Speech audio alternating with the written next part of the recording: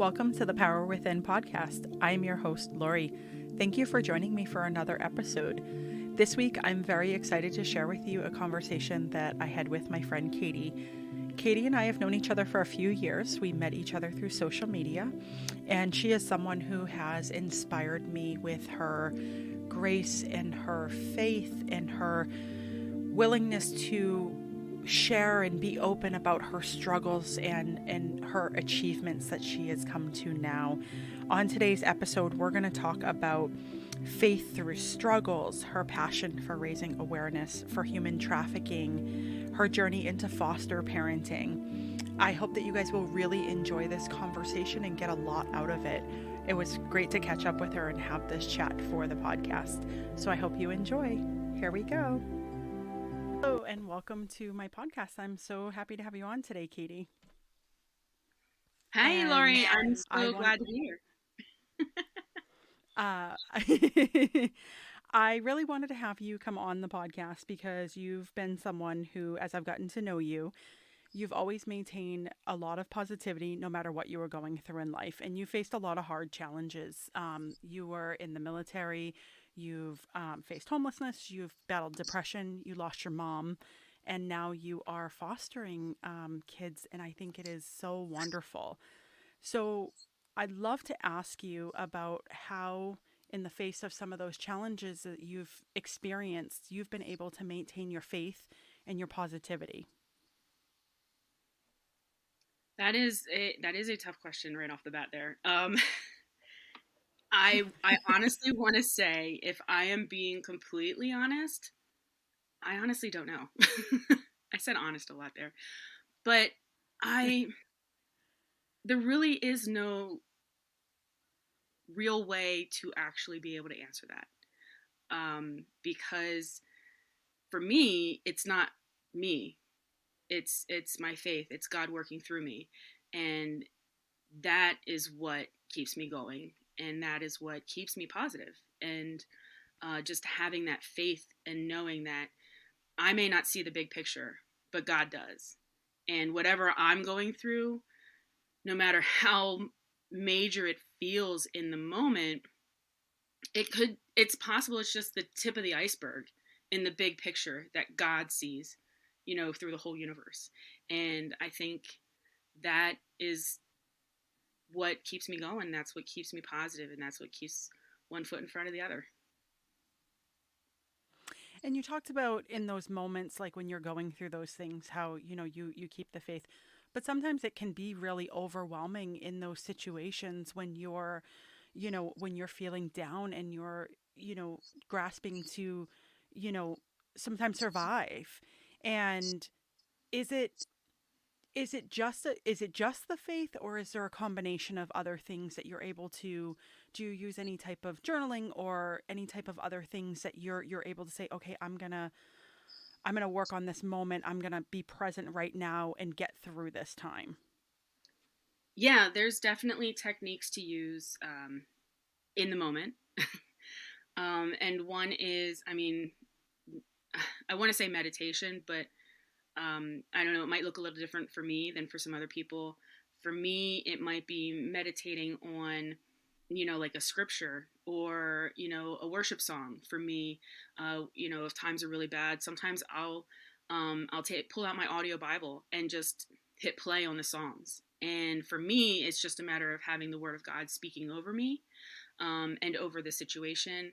And so those are like my more faith-based things. But then, of course, I've been through counseling and everything. So the more secular things are deep breathing techniques, essential oils, imagery, just, taking a walk, something, movement often can be very, very helpful when you're not feeling completely and utterly paralyzed, because there is moments where that obviously isn't an option. So yeah, all of those things, you just kind of have to find one that works for you. But I would say my biggest thing my go-to has always been more or less music. Music. Yeah, yeah, that's a good one. And you are a lot about your faith and that belief. Has that been something that's always been in your life, or has that just been something as you've gotten older that you've embraced more? Um, I want to say that it's kind of a combination of what you just explained, because I've always, I was brought up in the church. I've always believed, I accepted Christ as, my Savior when I was 7, and um, but there are definitely times where my faith was stronger, and times where my faith wasn't as strong. And I definitely think that as an adult, I have completely relearned what my faith really means, what the love of Christ really means. Um, just like infants need to grow, the Bible tells us that we need to, once we become, followers of Christ, that we need to continue to grow too. We need to, start with milk and then move on to like meats and so on and so forth. And growing is something that you should never stop doing, whether it's in your faith or in life in general. And so, yeah, there's definitely like a lot of difference in how I walk by faith today than I did, as a kid or even just 10, 15 years ago. Yeah, yeah. And I love that too because, as you grow every day and you learn different things too. I'm big into I want to learn something new every single day, and opening yourself up to being able to do that is really, really great. Absolutely. And I know that you also I know that something that's really been beneficial for you too is having your pets. And I know that that's a really to have those companion pets is something that's really great too for you. And you also love to, like me, hike and go out in the outdoors, and that's something that is really healing too. Can you talk about how your pets and that component of adding in nature and things like that has also helped you on your journey? Yeah, nature has definitely been more of a rejuvenating thing for me. It was several years ago. I was coming out of one kind of dark walk, and it was just shortly before I was actually going to be going into another kind of dark walk. And I decided that I wanted to go backpacking for the weekend because I had done a lot of backpacking years ago, and I kind of got out of it, but I still love to do it. Um, and so I took a weekend and I went backpacking. Now, I kind of thought that I was going to do a much larger portion of trail. And as I was going on the first night, I realized, yeah, I'm not going to quite make that whole loop. Oh, look, there's another cutoff. So we're just going to use this little loop and we're going to go this way.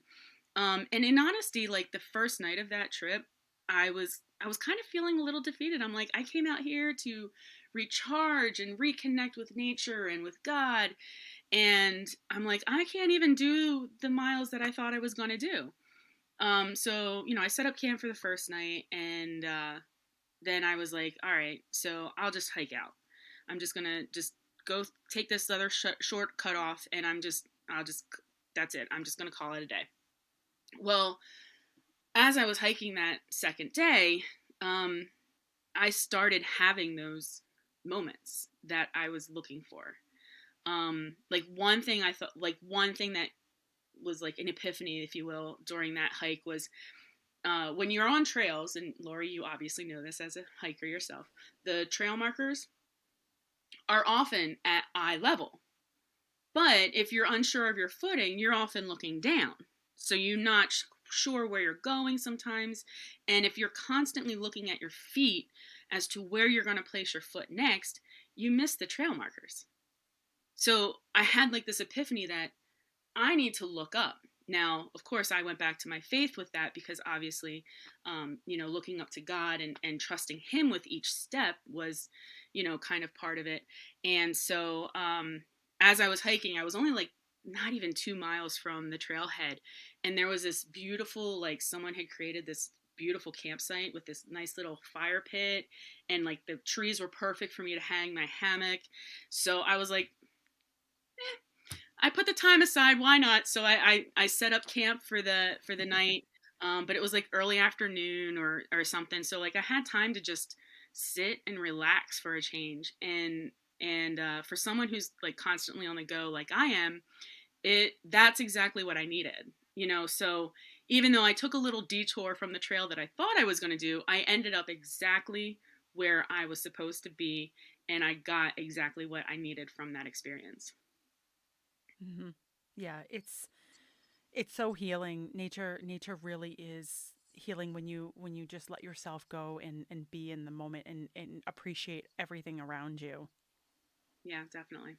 And you did take your pets with you on that one, right? Your two Yeah. dogs? Yes, that one I did have my two dogs with me. That also adds a little bit of a component to the backpacking that can be a little more stressful sometimes too. Trying to make sure, Yeah, because I do absolutely. try to keep them on leash, but sometimes I'm like, I can't. I kind of let them roam a little bit, but sometimes I'll just drop the leash and let them roam, and their leash is connected. So like if they go around just opposite sides of a tree, they still get stuck, and then I'm like trying to pull them back in. Um, but no, that like and then I'm carrying food for them and me. But no, it was still a really good experience for that. Oh, and I didn't talk about what pets meant to me. So that's the nature part, yeah. And then pets. So I would say like the biggest thing is having someone to come home to. I'm single, and up until I became a foster mom, I've lived alone, and you know, um, it was nice to walk in the door and have someone greet me. My first pet when I moved out on my own was a cat, and she would greet me at the door. She was such a loving, sweet cat. She unfortunately passed away this summer, but she would greet me at the door, and it was amazing. And then I moved on to getting a dog, and she would obviously, well, when I first got her, I had her locked up. I had her a gate so she could only get in the kitchen. So I had to open the gate for her to greet me at the door. Um, but and just both of them like kind of like to cuddle. And then I got another cat and then another dog. So there for a while I had two and two. Now I have two dogs and one cat. But um, knowing that somebody needs me sometimes, having those pets for that, and then there's just that calming thing when you just sit and pet a dog, and they're happy, and it's very calming. And then in another aspect, so 2 years ago, this was actually right before the pandemic, and I'm pretty sure you probably know exactly where I'm going since I know you read some of this before. Um, 2 years ago, I was in a very very dark place. I had just moved to a new place. I was very isolated geographically and in so many ways. And I had my two dogs and my two cats with me, and it was dark. Figuratively, literally, everything was just dark at that point in time because it was winter time, and I pretty much laid in bed like every night and every day, even um, trying to decide if it was worth it to keep going. And what kept me going, I was actually at the point where I was like, I need to go to the hospital. I need to go to the hospital. I need help. But again, I was isolated. I didn't know anybody. I didn't have like really good friends really close by. And I had these two dogs and these two cats that were dependent on me. And they kept me going. They're you know, thinking that, nobody was there to take care of them is seriously um why I'm still here right now, in all honesty. Yeah, pets have a very powerful uh presence in our lives. You know, when you're going through rough times, they can feel it. I have pets as well, and if I'm ever in a low place, as soon as I can get that, like you'll be crying or whatever it is that you're going through, and they'll come up and they'll rub on you or know it, kind of like they want to take your pain and take it on themselves. And I think having a pet is such a wonderful thing because sometimes when you are struggling, it can give you that motivation to keep going because they're there for you every day when you can't show up for yourself. Or that's what I Yes. found anyway. Yeah, no, I think that's a beautiful way of putting it is, sometimes we have trouble showing up for ourselves and we need a little help. And yeah, and even if it just comes in the shape of a giant ball of fur, that's good enough. Yep. Absolutely. And you touched on when you started talking to about fostering, and this is something that I'm so proud of you for doing this, and I think the world of you for doing this because I know it's something that you've always wanted to do, and you're making such an impact in so many kids' lives. So how did you get involved in that, and how is that changing your life in really great ways now? Oh man. Um, so the long story starts back when I was a kid, and I was at church camp, and the nurse who was volunteering for the week, uh, she was I don't even remember exactly how the conversation went, but all I know is I remember her talking about the fact that she fostered kids, and I was like, oh, that's interesting. Um, it kind of tucked it away in the back of my brain. Again, I was like not even 11, right? So not really at the point where I can be like, that's what I want to be when I grow up.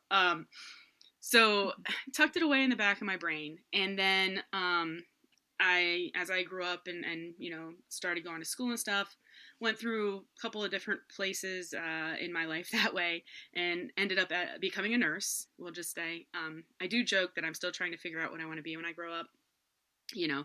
But Aren't we so all? as a nurse, I started. I had an interest in forensic nursing because not only did I get a nursing degree, I did get a degree in criminal justice. So I was like, oh well, forensic nursing, that's amazing. That, oh my word, that puts my degrees together. That's so cool. And as a forensic nurse, I started learning about um, victims of abuse, basically, and became more acquainted with the evils that people are capable of doing than I wish I would have. And it, it honestly, I feel like God just blessed me in a way, as a trauma nurse, as a forensic nurse, that in the moment when I would be with a patient or something, um, it was sometimes like I didn't even recognize myself. Like I would finish what I was doing and turn and walk away and be like, who was that person? Wow, they like, be like, I couldn't even tell you what I just did in that room during that code, but apparently I did it, and to me that was just definitely a gift from God to be able to do that, and then also to be able to walk out of the room. And I mean, obviously some of that weight comes with you, but um, I just felt like that was God's gift to me to be able to be present in the moment for these people, and then to be able to walk out of the room and not take all of it with me. Obviously, I'm a very empathetic and compassionate person, so there was still some of it that came with me, but it didn't, destroy me, if you will, because I've worked with people who've been, amazing nurses, and there's that one case where they just can't shake it, But anyway, so yeah, I was doing a lot of that, and the church I was attending at the time, a lot of I don't want to say a lot of families in the church, but there were a few families in the church who were fostering kids, and I was like, oh wait, you know, there's something in my brain about that, and so I started like thinking about it again, and I kind of learned about it, and then of course through my forensic nursing career and my background in criminal justice and all of that, and then I worked in the prison for a little while as a prison nurse. It all just kind of like bundled up to this whole like trauma informed care, which is a relatively new thing out there in the therapy world, where the basically they're identifying things that we used to be like, oh, just shake it off, as significant traumatic events, especially for children. And I just definitely had such a soft spot for children because, as adults, our one and only job is to protect them, you know, and it breaks my heart to see again the evils that exist, and how that happens. And again, working in criminal justice, prison, learning about trauma-informed care, learning about the neurobiology of trauma, and all of these things led me to a realization that we could solve so many of the world's problems if we just learned to love the kids right, the way we were supposed to love children. You know, whether it's a mother and a father, or a mother and a father figure, or a father and a mother figure, like the family unit is definitely still important. But we just need to love these kids. We need to show them that we care and that we support them, and that somebody just is gonna, you know, be there for them. And so that basically drove my, you know, thoughts into like looking into foster care, like, okay, how does this work? And then I'd say the final component of it was shortly after I moved to where I'm at now. Actually, this was right in like the onset of the pandemic. This was like March, April of 2020. An actress that I follow on social media, who just happens to be known for Hallmark Channel, put a little plug in. You can take that out later if you want. Her name is Lilly, and she started doing this podcast called Fostering Hope with Lilly. And I started listening to the podcast, and I got to tell you, by the third episode, I was like, wait a second. This is why I'm here. This is what God called me to do. And at the time, this is the ironic part. At the time, you mentioned it before, I was kind of homeless. I was kind of running on fumes in the place that I was living. And with the pandemic, housing, you couldn't even find a realtor because either they were all booked or they weren't allowed to do any showings yet because things hadn't really even opened up yet. And so I'm like, wait a second, seriously, God, what are you trying to do here? I don't even have a house. Like, what is happening? But I gotta say, he just spoke so much to my heart in that moment that I was like, basically, okay, as soon as I find a place, this is what I have to look into. So then in the fall of 2020, I finally did find a home, moved in. I feel like I'm still moving in because you can't see what's behind my camera, but it's boxes. And you know, I'm still unpacking. But I was here in my house for October, not even 3 months before I discovered where I needed to send, you know, where I needed to look locally to become a foster parent. And I got to tell you though, Lilly was definitely such an inspiration to me. About 2 months into her, not even 2 months, I'm sure, she had like an email that you could write in, you know, questions and stuff. And I sent her, and I felt bad because I'm like, she had to sit and read the whole thing. I sent her this huge long email just pouring my heart out about how much I love kids and the fact that I'm, you know, this was 2 years ago. So I was 36 at the time and single. And I always was putting it off because I'm like, I got to be married first. If I truly want to help these kids, I got to be married first. But listening to her podcast, I was like, wait a second. One loving parent is better than no loving parent. And I wrote into her show and I said that, and she read my email on her podcast. On a future episode. And as soon as I heard, like, she got to her email time and she starts, this is an email, blah, blah, blah. And she starts reading it. And I think I was driving at the time when I was listening, because that's what I do. And that's when I listen to my podcasts. It's usually when I'm driving. And all of a sudden I realized, I recognize that she's reading my email. Like, and her response to my email was, yes, absolutely. One parent is so much better than no parent. And if this is what God has called you to do, he will equip you for it.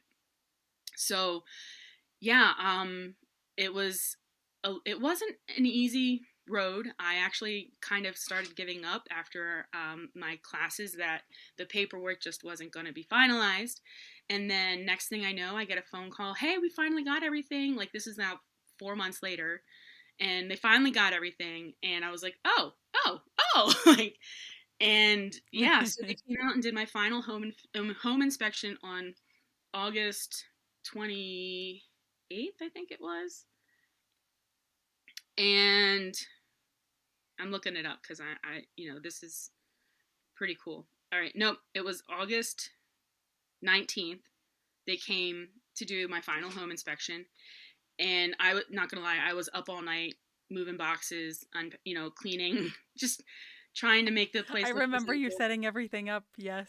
Yeah. Yep. And because I'm not gonna lie, I'm not the most organized person. All right, my house is definitely lived in. Okay, let's just be real here. Okay,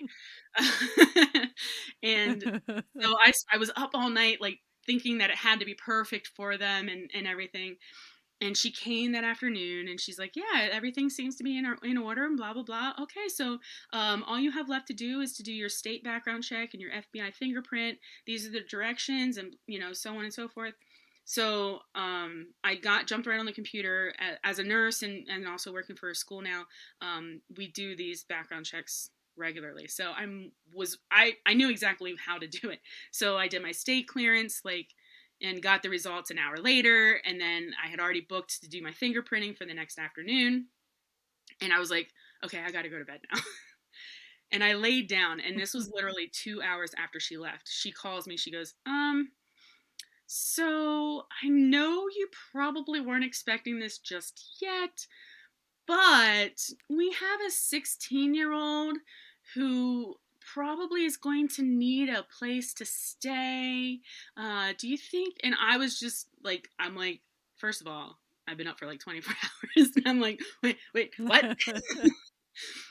She's like, I see that you've already scheduled your fingerprinting and so on and so forth. She's like, and I know you work for the school. I know you have had them in the past, but because it has to be within like 6 months to for the initial, and the ones I had were like 8 months ago, so I had to do it again.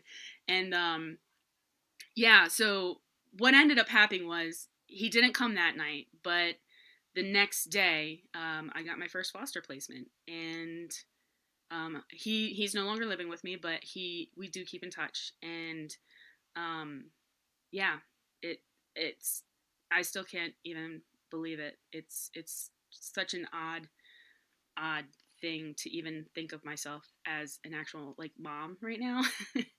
But yeah, I'm so blessed. And just as much as they needed me, because now I've had a couple come through now. I'm truly convinced that they've saved me just as much as I've helped them. That's really beautiful. That's really, really beautiful. And you do have such a soft spot for kids and doing the right thing for them. I know that you are very, anyone who follows you on social media will know that you're very big into supporting Operation Underground Railroad. There's another one. I can't remember the name North of Star it. Initiative It's the same thing. yeah. If you're thinking of, Yes, for we post a lot from North Star a lot, so. yes, yep, that's the other one, and for the trafficked kids. And then you do speak out a lot about the current situation that's going on in the world and what is happening to the kids in schools and that thing. So do you want to talk a little bit about that and your passion for supporting those two groups and for speaking out in an environment where it has been heavily censored when people want to speak up? Definitely. Yeah, so as a forensic nurse, obviously I learned a lot about the trafficking issues and how to spot it. I mean, they go to like ERs and try to like teach just the ER nurses how to, what to look for and so on. But as a forensic nurse, you kind of got a little bit more in depth of the overarching, like how it works. And so I I also so another thing with that was while I was working as a forensic nurse, again, the church I was attending at the time had someone who had created North Star Initiative that we've mentioned, which basically, so I'm going to tell her story because it's incredible. It's absolutely incredible. So my hometown is Lancaster, Pennsylvania. No, I'm not Amish. I get that question all the time. But it is Amish country. That's where, the Pennsylvania Amish are known for that. We get tourists for that all the time. And there, we also have like a couple of outlet centers that people travel to. A lot of out of towners will come to. And right by one of the outlet centers, there was a Target. And this lady from my church was at Target, and I don't even remember if she was coming or going, but at some point or another, somehow she ran into this woman who was at Target, and somehow struck up this conversation. Obviously, God led them both to that moment in time. She struck up this conversation, and here this woman was a victim of human trafficking. And the business the trafficking was being run at was right across the street. Like right in our own backyard. I mean, this is a busy place. Like this is, it was our own backyard. Like this doesn't just happen in third world countries. This doesn't just happen in the middle of nowhere. This is right in the backyard of one of the busiest places in this entire county. And yeah, people would be really surprised to find out how prevalent it is all over the U.S. Absolutely. Yeah. And so that stirred her heart, and God laid it on her heart to create this ministry, which then turned into a nonprofit organization. And it's now just, it's so big, like the entire central Pennsylvania area is just been impacted by this. But so initially she was like, wait, so how do I help this woman? What can I do? What can I do? And she created this organization, and they basically started to kind of like walk alongside of like local law enforcement agencies, that when they would go in and rescue women specifically, that's where she started, women specifically from sex trafficking specifically, they would help find somewhere for these women to go, because that's often the problem is, okay, you rescued them from human trafficking, now what? That's, did you ever watch Finding Nemo? Yes. At the very end, they're like trying to get, they're trying to get out of the dentist's aquarium and back into the ocean. And so they have the genius idea where they're going to make it so dirty that he has to clean it, right? And when he cleans it, he has to put them in those little bags, right? So yep. They get out, and now they're in the ocean, but they're still in those bags, and they're like, now what? Now what? And that's exactly kind of how this is for like people who are rescued from sex trafficking, human trafficking. It's okay, they're out in the ocean now, but they can't swim. They can't, they're still stuck in that little plastic baggie, and so now what? So this organization, North Star Initiative, they come alongside these women. They help find homes for them to go to. They would help with rehabilitation services, counseling, and job training, because some of these women unfortunately have been victims from childhood. They grow up as this is all they know. So it was truly just amazing to see what one person's step in faith led to, because by the time I left Lancaster County, I no longer live there. I'm now in the Poconos in Pennsylvania. By the time I left Lancaster County, I was there to help them on a work day so that they could open what they now call the Harbor, which is a group home for women who have been rescued from sex trafficking, where they have in-house therapists, in-house support staff, in-house job, career, whatever. And like, I'm getting goosebumps just talking about it. Like, it's amazing what we can do when we're just willing to be obedient and step out in faith. Absolutely. Yeah, it's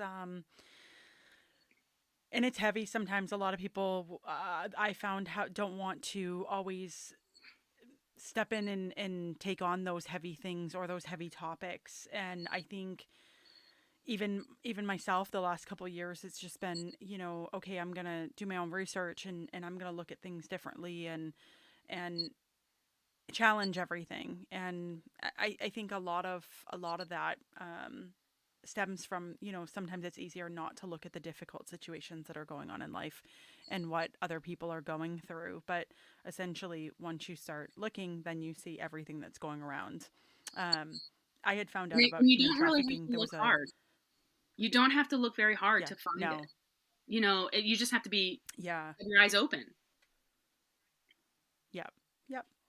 Yeah, absolutely. Yeah, I remember I found out about human trafficking. There was a I don't know if it was a mini series years ago. It had I think it was called Human Trafficking. It had Mira Sorvino and Donald Sutherland in it, and I watched it and I was like, "What is this? That this really happens?" And it was within the U.S. And I was blown away by it. So now, that's really incredible that you have something that's local to you guys that is combating that and helping these victims. That's wonderful. Yeah. And then I guess the final like tie-in to my awareness of this trafficking and then coming back to foster care here real quick is part of the reason I absolutely was like, you know what? Why am I waiting until I'm married? These kids need me now. Because I mean, I don't have like the actual statistics in front of me, but the statistics of the number of kids who go from foster care who end up as human trafficking victims or end up addicted to drugs or end up homeless or end up in jails and prisons, like it's it's overwhelming to look at essentially the hopelessness that these kids face in life. That just how can that not break your heart? How can that not break your heart? And then also, as a foster parent, I specifically told them, I said, I want teenagers.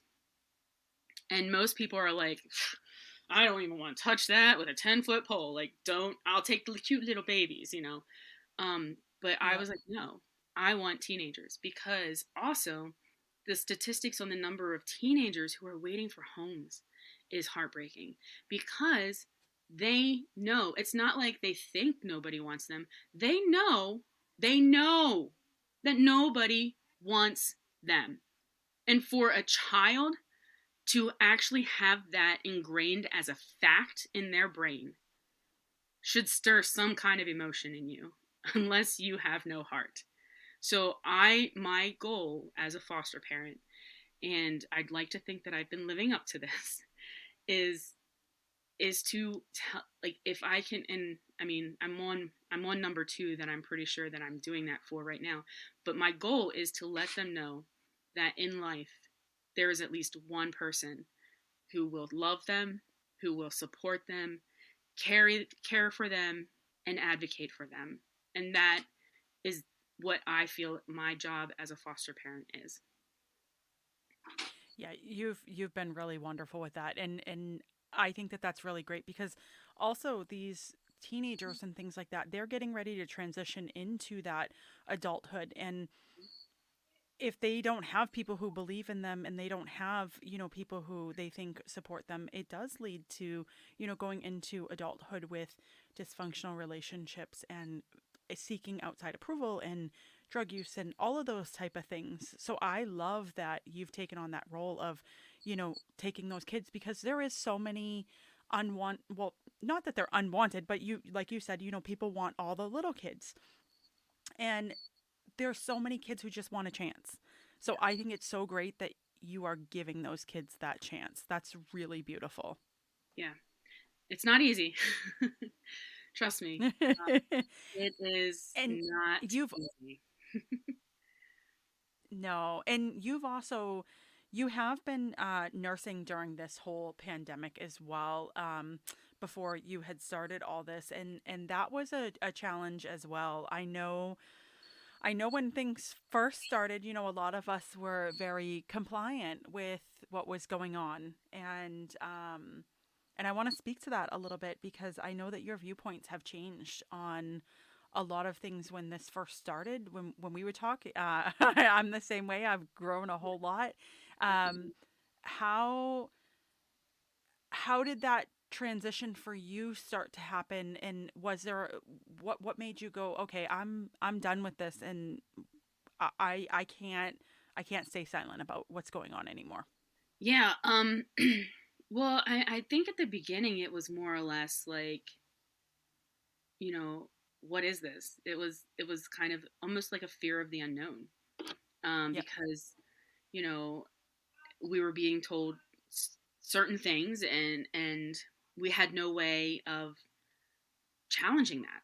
We had no personal experiences that we could fall back on. We had no, you know, yeah, we really just didn't have anything that we could fall back on, and so we were just, nervous about the unknown, which is a, a completely normal human response about something you don't know anything about.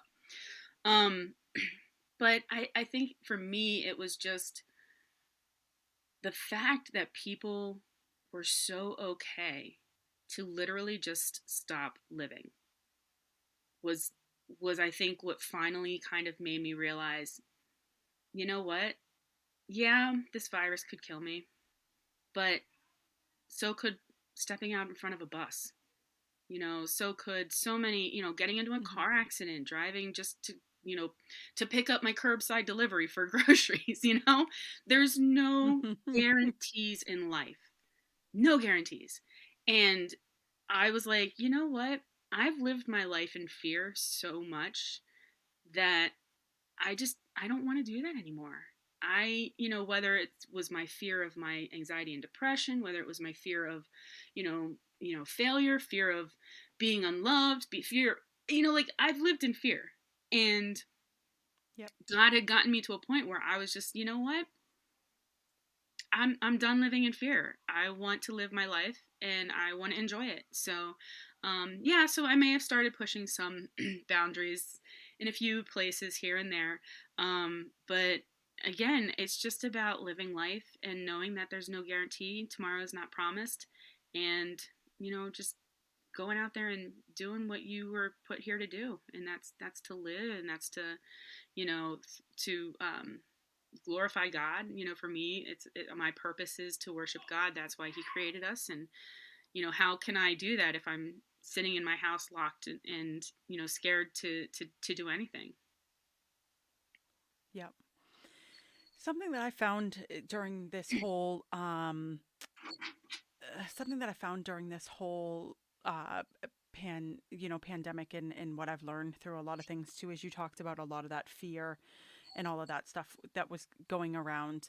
And I've found that I actually wanted to be more self-reliant because of all of the stuff going on. I'm like, I'm gonna, I want to make sure that I know how to do things for myself. I actually just got I love growing food and hiking and being outdoors and all that. And I just got this. It's an off the grid bundle from, I follow a guy on Instagram, Oh, Plant Based I think Ben, I saw you posted and it that. has Yeah. yes, it has so much good information on all these different things that you can do to become self reliant. Because I think something that we take for granted sometimes is that we all just think that, food's going to show up in the grocery store and the government's going to have our backs, and, all this stuff's just going to automatically happen for us. But that's not really the truth. So I try to now go, okay, I'm going to be really self reliant on for myself. Um, do you ever look at things now a little bit differently than when this started in regards to self reliancy, or Um, what's going to an on in extent, general? like, yeah, to an extent, I think I do. I think it is important to know like the basic ways just to like survival, if you will. Not saying you need a bomb shelter or anything in your backyard, but I think those are basic things that everybody should know how to do. You should know how to plant a garden. You should know how to cook and prepare food. These are things that back in the day, that's everybody had to know that, or they would die, literally. Yep. So no, I absolutely think these are important things to learn and know. And I mean, I guess in a way though, I'm not. Yeah, I'm not like you know growing my own food. I'm not doing my little homestead off the grid myself.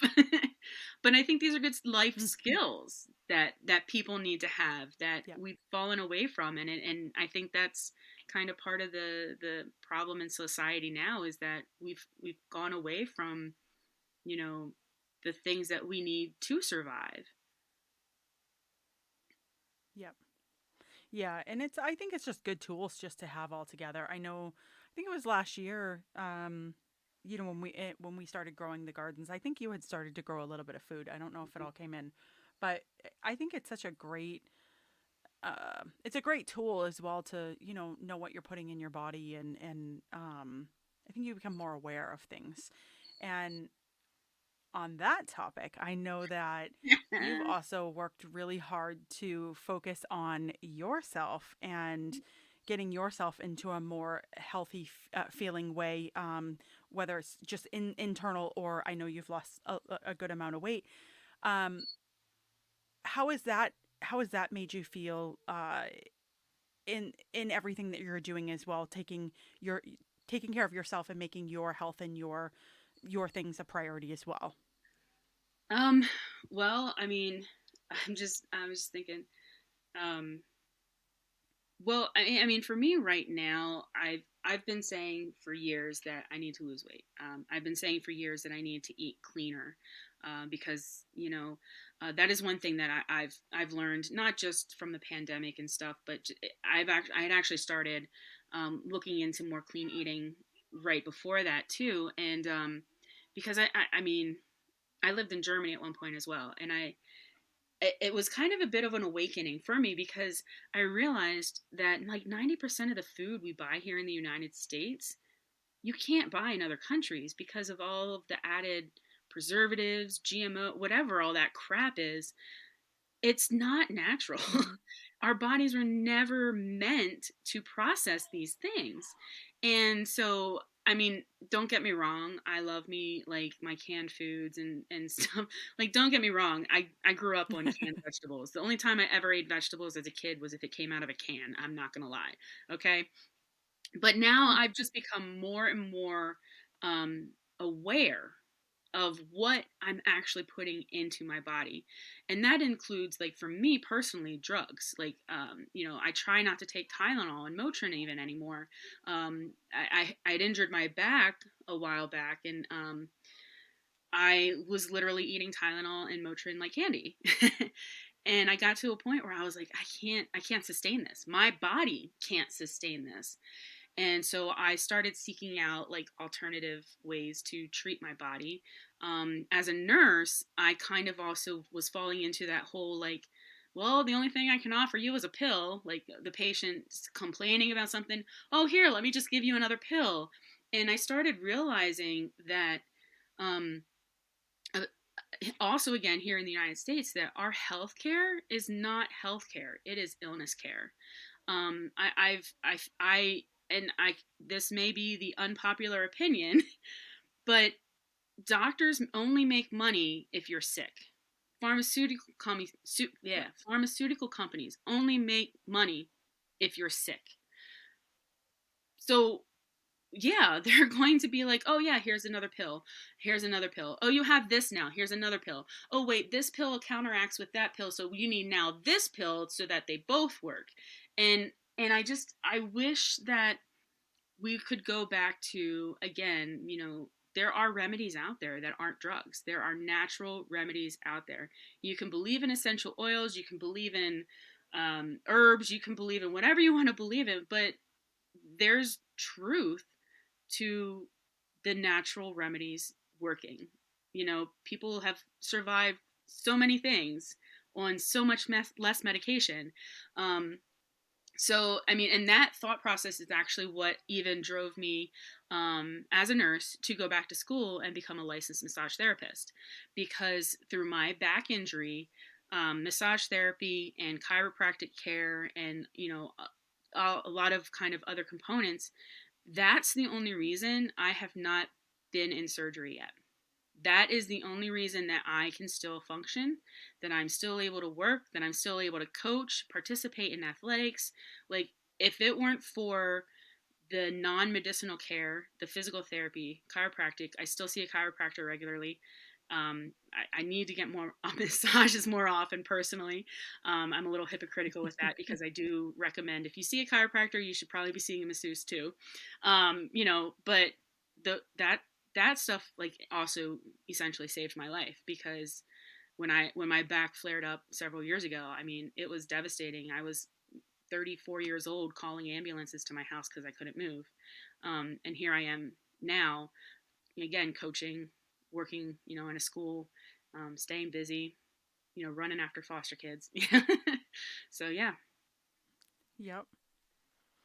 Yeah, it's pretty incredible with the like finding those natural remedies too that you were just talking about. And I found that in my own life as well, switching to, instead of being on prescriptions for, this ache and that pain and this, anxiety or all those type of things, like now I find myself seeking out those kind of natural remedies, going, okay, I'm very big into, I love Vimergy. I found a lot of their vitamins, and some of that's helped me combat some of those things. Like they have like a lemon balm if you get anxious and you have stress and things like that. And if I'm feeling that way, I take it, and I find it does help.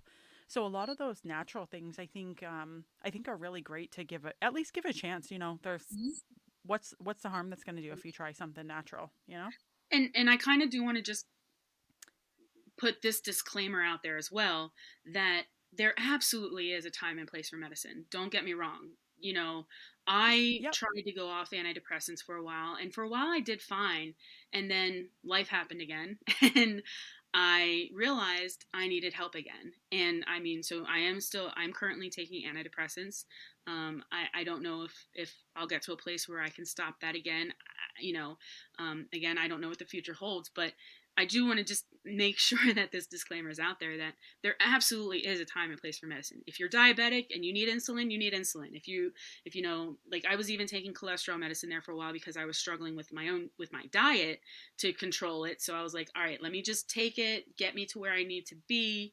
I'm actually really anxious to go back to the doctor now that I have lost some weight and have tremendously cleaned up my eating, to see what my lab work is.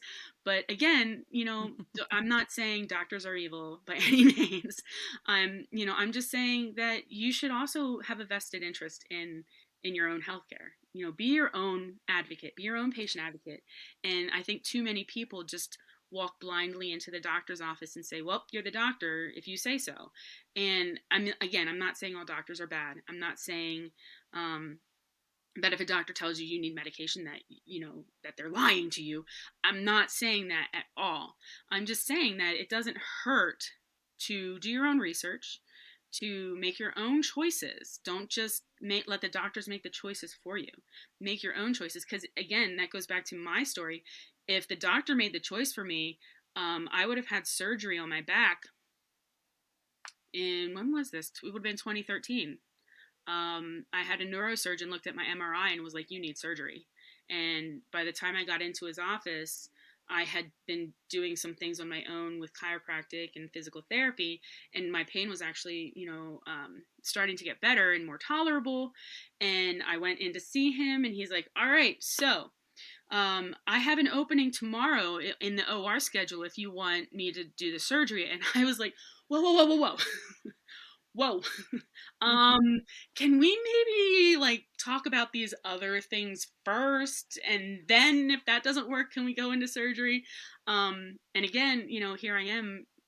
So yeah, I think my injury was in 2012. So here I am now 10 years later from an injury that any other, person might have been on a, OR table shortly afterwards, and I have yet to require surgery. Now, does that mean that I don't have severe pain sometimes? No, I mean, I still I still have my share of repercussions for not having surgery, but at the same time I feel like I also have a lot of reward for not having had surgery as well. Oh yeah, definitely. And everyone's got to do what works best for them ultimately. So that's absolutely a great Right. way to look at it as I, well. I, I like it. It's definitely medicine and healthcare is not one size fits all. Absolutely, every single person No. is unique, and we all respond differently to medications. We all respond differently to even the natural stuff. Yeah. So what works for me might not work for you. If you hurt your back and have the same injury, you might need surgery. I'm not saying never ever get surgery, but again, it just happened to work for me. Yep, absolutely. Absolutely. Well, thank you so much for coming on, Katie. This has been a great conversation. And if anyone would like to follow you or find you on any of the social medias, where can they do that? I do. There's no guarantee that things don't get political on my social media platforms. So if if I apologize if whatever if I'm not your cup of tea, then just don't follow me. Oh, don't But apologize anyway, for it. but anyway, you can find me on Twitter at Katie Heil 3. That's KatieHeil, the number 3. I think my Instagram is the same. I have to look it up. I'm sorry. um, I can add it in the show notes yeah, too. I know, right? I'll put it in I there. don't even. What is it? And you, It is, yes. My I know Instagram's that the you same. mentioned too that, okay. And I know that you mentioned, I know you haven't updated in a while, but that you did work on a blog before. Do Yeah. do you think you'll Um, still go back to that or? I actually, since since you messaged me about coming on your podcast, I was like, I haven't written a blog in forever, and because I'll have moments where I'm like, oh my word, I really need to write about this. I need to put this out there. But I just, again, I've been a little busy taking care of foster kids. um, but Yeah. no, I actually had some inspiration. Just honestly, I think I want to blog about my foster care journey at the moment as well. So yeah, if you want to find my blog and read more about my, my journey through anxiety and depression, um, I can't remember if I ever wrote anything too in depth about when my mom died. Um, but yeah, my goal is to be as real and raw and honest when I share my story as I can be, because my biggest thing is what helped me to start healing from all of my experiences was talking about it. And so my hope Yep. and my goal and what I feel like is kind of my purpose is to help normalize talking about these scary things. Sometimes I can be much. Like, I know sometimes when I meet people, I like will go off the deep end about, oh yeah, I almost killed myself one time, but at the same time, if we don't talk about it, we're never going to heal from it. And so, yeah, that's my ultimate goal. And my website is uh, Katie Heil Messages. Again, that's KatieHeil Messages. And my kind of catchphrase is turning life's messes into messages. So I've definitely been dealt my fair share of messes, some self-inflicted. But I do strive to, and this goes back to what we were talking about at the beginning, was I do strive to find the message in all of that, in the bigger picture. And there have definitely been some extremely hard things in my life that were necessary to get me to where I needed to be. So yeah, again, that's katieheilmessages.com. I hope to get a new blog post out soon if I can ever find time. Wonderful. Thank you so much, Katie. Thank you, Laurie. I'm so happy you're doing this. Thank you all so much for tuning into the episode today. And I really hope that you enjoyed the conversation. You may have picked out some new things, learned about some new topics. The things that Katie and I went over in the podcast episode, I'm going to include in the links down below. So feel free to check out any of those websites or her sites and give her a follow if you enjoyed the conversation. I am also going to be posting another episode in a probably I'm trying to keep them on a week to 2 week basis, so just depending. I'll hopefully have another episode up soon. If you guys are enjoying the podcast, please feel free to leave some reviews, or you can rate it. I would really appreciate that. Or if you want to share it with your friends, please let me know. I'm really enjoying the feedback that I'm getting from everybody, and people reaching out to me saying I really enjoyed this about it or that about the conversation. It's been really great feedback for the last few episodes, and I'm really happy that you guys are all embracing this journey with me and enjoying yourselves along the way.